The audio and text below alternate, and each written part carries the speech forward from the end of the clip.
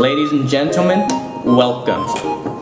Today we'll be talking about what's by target audience. I'm definitely not reading off a script, and boom, title here, right?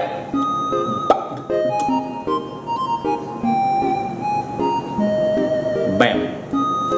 Well, for this specification, I chose to do a 2-minute film opening. Alright? And so what I did was I used uses and gratifications of this particular media as it fulfills entertainment and escapism, you know, a bit of information regarding the genre of movie and personal identity where the audience can identify with the characters of the movie.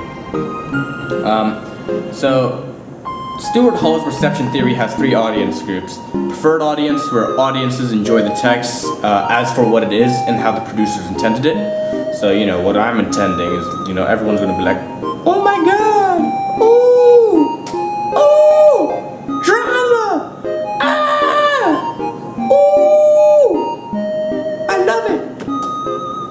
A negotiable audience is an audience enjoying the text, but for not what the producer intended to be, you know. So I'm creating a drama, romance, you know. I want escapism, entertainment, right? But like the type of entertainment I want is like sympathy, and you know, as well as personal identification with the characters, you know, sympathizing with them. But you know, a negotiable audience would be someone's like, loser, you got dumped, but you know, I'm still raking in cash. They still enjoyed the film, you know, that's the entire point. And so, you know, I'll take it, alright? An oppositional audience, on the other hand, is an audience rejecting the text as it goes against their politics, cultural, or ideological reasons, alright? Now, I know I'm a cis white male, we'll just go with that. That, you know, oh my god, I love the patriarchy. White. Well, guess what? I'm brown. Joke's on you. So I'll be, you know, as I said before, talking about my target audience, you know, title right here. And so, you know, my preferred audience for the film is going to be straight, white, male, females that are 16 to 24-year-olds living in America. Oh, straight, white, males, and females though, alright? Don't forget that. Don't take it out of context, please. 16 to 24-year-olds living in America. And so because these people are my demographic, I'll be casting a primarily white cast, you know? Because America is predominantly white, and so, you know, I want to cater towards the majority. I've got nothing against people of color, alright? I'm a person of color myself, alright? Don't get me wrong. But in this case, I believe, you know, I'm going to be broadcasting, not really the correct word, but, you know, I've got a wide range of audience if I choose a predominantly white audience of America, because, you know, they make up for most of the population. So if I create my cast as white as well, you know, I'm raking in more people because of personal identification, so people can relate with my characters more, and cha-ching. The cast is dominantly white because it's an English-speaking film targeted towards a geo-demographic of America, alright? Right?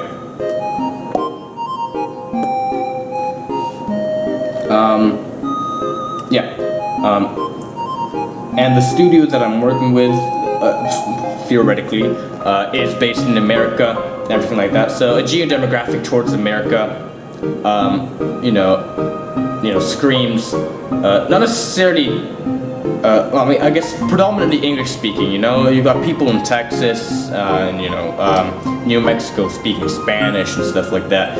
But you know, I'm catering towards this part of America. Texas, New Mexico, this stuff, don't care for. Alright? I mean, I do care, but I'm not aiming towards those. You get my idea.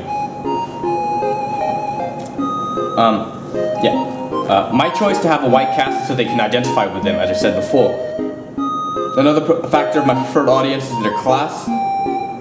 I'm targeting members of C1 to C2 category. You know, the upper and lower middle class people, because the protagonist in my film opening works an office job and has a relatively alright house, alright? You know, people with office jobs tend to fit within the C1, C2 middle class category. They're earning a fair bit amount of money, but they're no, you know, Elon Musk rich but you know, they're not dirt poor either. So I'm just aiming for that middle ground right now. As you know, these people are also the ones that potentially watch the films the most. You know, they go out about their lives looking for you know, their uses and gratifications to fulfill entertainment. And you know, cinemas exist. They're pretty entertaining. You know, so they'll go watch a movie. You know. Rich people can do it as well. They're a negotiable audience. They can watch it if they want to. Hey, you know, more money for me. You know, more. What's it called? You know, I've got more clout now as well. Everybody's loving it. But you know, I'm even towards the C1, C2 category. So that's basically my aim for the demographic. You know, as you know, I should probably state it in here. Yeah, so a demographic is the physical and social traits of a person, right? And you use that to categorize your people. It can be age, where they live, you know, their, not salary, job, that's the word, ethnicity, gender, etc. You know, the basics. However, I'm moving into psychographics now, alright? Where the audiences are mainly going to be mainstreamers. You know, the individuals who love a good, reliable film that they'll enjoy because it comes from a well-trusted studio and they know it'll fulfill their uses and gratifications of entertainment, you know? Because they've watched something from, you know, Universal Pictures before. And it's like, oh, you know what? They release some pretty good stuff. So, I'll watch just one more movie from them at the very least, you know? But they keep coming. These people are the ones who are going to have a preferred reading of the text after decoding it. You know, telling you now, I've encoded my text believing that the audience will interpret it as a broken love story where the protagonist, John Gray, has his fiancée cheat on him with his best friend, you know, Chad. You know, this is all pretty much an enigma in my film opening. It's not given straight away, but there are contextual clues. You know, there's the little frame of them three together. John Gray, Eliza Gray, and Chad all in next together. So you know they're pretty close. However, within 2 minutes, you know, you can't exactly explain who these people are. So you'll later find out in the film that I'm never going to film, by the way. Way too much effort. That his best friend slept with his wife. Unbelievable. But who wouldn't? You know, John Gray is pretty bland and everything like that. And so, come on, you can't blame him, alright? Boring sex life. Not earning enough money, that's a lie, alright? C1, C2, you guys are earning just enough money, alright?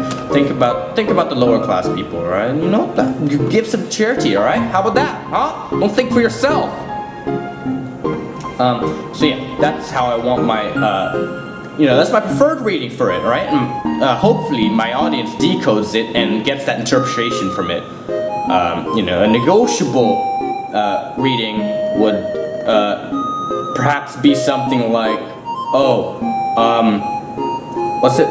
this man isn't masculine, and it's meant to, tackle the idea that men can be unmasculine as well. However, it is looked down by society. And yes, it's perfectly fine to talk about it like that. Yes, I am tackling the idea of a less masculine man, and the fact that a taller and a, I guess, slightly more buff in a way, you can't exactly see in the film, dude, you know, objectively more handsome, depends on your type, alright? Hey, if you like John Gray, go for him, alright? But I'm more of a Chad guy myself. Homosexuality for the win, alright? But yeah, if they decode it as if something like that, that's completely fine, alright? However, if it's an oppositional reading where they're like, oh, they're making out women to be, you know, monsters that only think about sex, and big dicks. Hopefully I can use these kind of words in my media blog. But, you know, that would be an oppositional reading. I don't want them thinking that all women are bad. This is just an instance where, you know, I'm representing reality as, you know, a less masculine man just getting broken-hearted by his fiancée, alright? He's trying his best. He's working the office job. He just came home early. You know, usually he's supposed to be working that, you know, not 9 to 5, right? This guy's working like 9 to 8. My God, 11 hours a day. This man is dedicated. But he's coming home early. He gets home, and he's like, oh my God, what? That is that Chad's shirt? Is that Chad's shirt on my stick? What's going on? No, this can't be real. I'm sorry. This can't. Okay. My wife loves me. I know. I'm gonna open that door. And in my bedroom, everything is gonna be completely fine. Alright? Everything's gonna be completely fine. And when I open that door, Chad is not gonna be in there.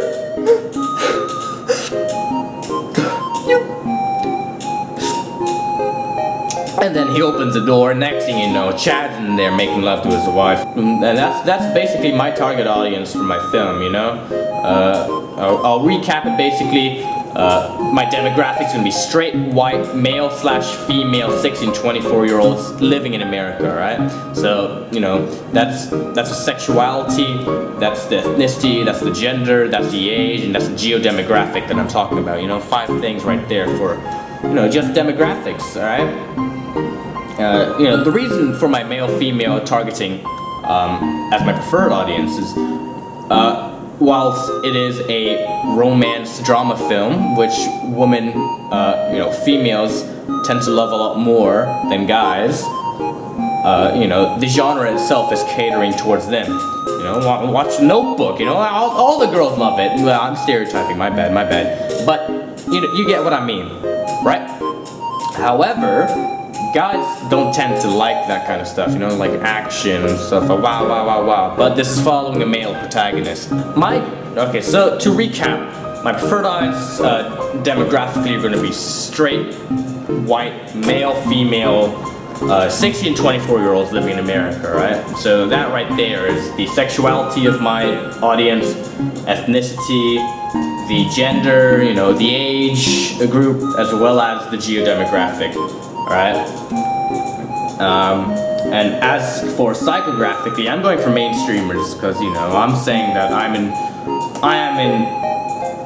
I'm working with, Universal Pictures, or something like that. Still haven't decided. But yeah, that is my target audience. Alright. Peace.